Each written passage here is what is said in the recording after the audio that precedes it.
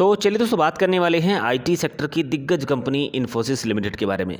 India की second largest IT services company है और आपको पता होगा कि मजबूत कंपनियों के अंदर जब हम खरीदारी कर लेते हैं तो हमारा एक डर खत्म हो जाता है स्टॉक मार्केट से कि अगर किसी कारण से ये स्टॉक गिरता हुआ भी दिखाई देगा तो रिकवर कर लेगा।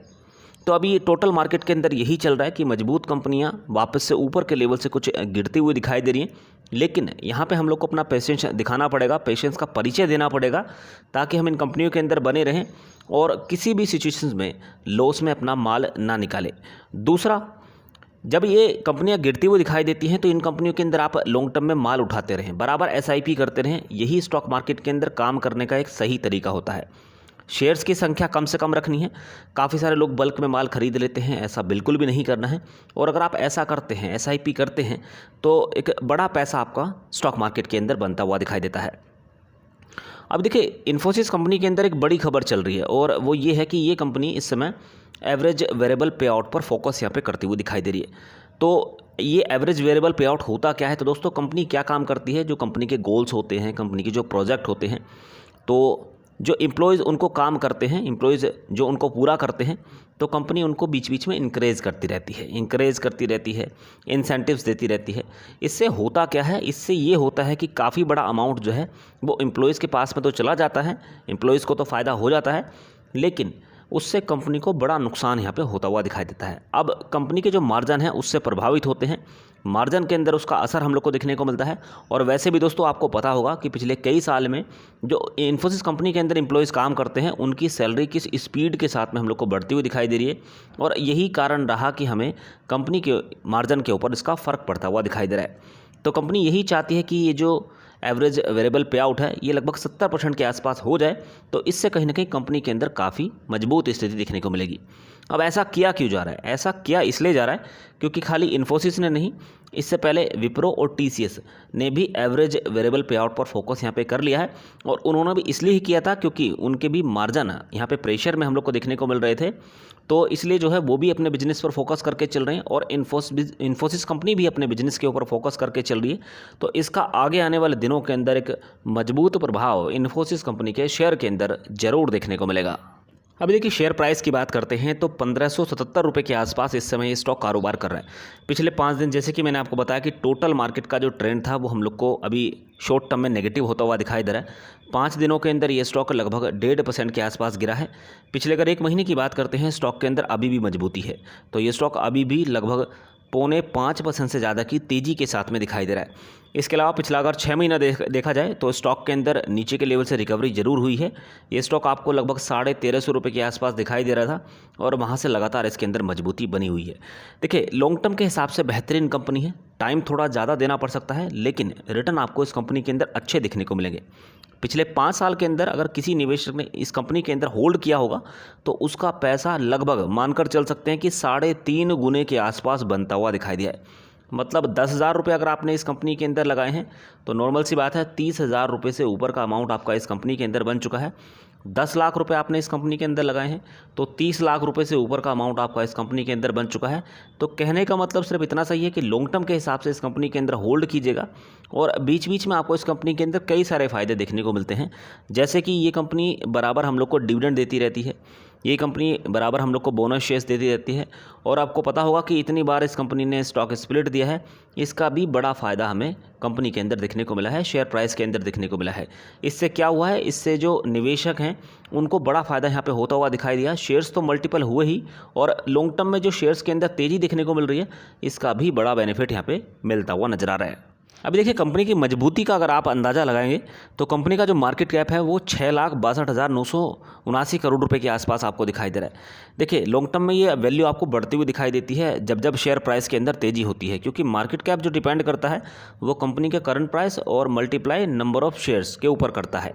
तो कंपनी के अंदर जो 52 वीक हाई बना था वो 1954 का था, 52 वीक लो बना 1367 रुपये का। इसके अलावा ये कंपनी बराबर हम लोग को डिविडेंड दे रही है। फेस वैल्यू अभी 5 की है, तो इन फ्यूचर ये स्टॉक स्प्लिट भी हो सकता है। स्प्लिट बोनस शेयर्स बराबर इस कंपनी के अंदर आपको मिल रहे हैं। इसके अलावा आरओसी की बात करें तो 37.1%, आरओई की बात की जाए तो 29% की, जो कि मजबूत स्थिति यहाँ पे दिखाती हुई नजर आ रही है। कंपनी के ऊपर डेट भी है लगभग 6,059 करोड़ का। वैल्यूएशन ठीक ठाक है, कंपनी मैनेज कर सकती है, कोई दिक्कत नहीं है। Price to cash flow 27.8, EPS देखें तो 53 का है, लास्ट ईयर का ईपीएस देखें तो 52.6 का था, तो ईयर ऑन ईयर बेसिस पर ईपीएस बढ़ा है। इसके अलावा पिछले 5 सालों के अंदर जो सेल्स ग्रोथ हुई है वो 12.2% की, इंट्रेंसिक वैल्यू 789 रुपये के आसपास दिखाई दे रही है, जबकि करंट प्राइस इस समय 1576 रुपये के आसपास है, तो इस समय ये स्टॉक ओवर वैल्यूड है।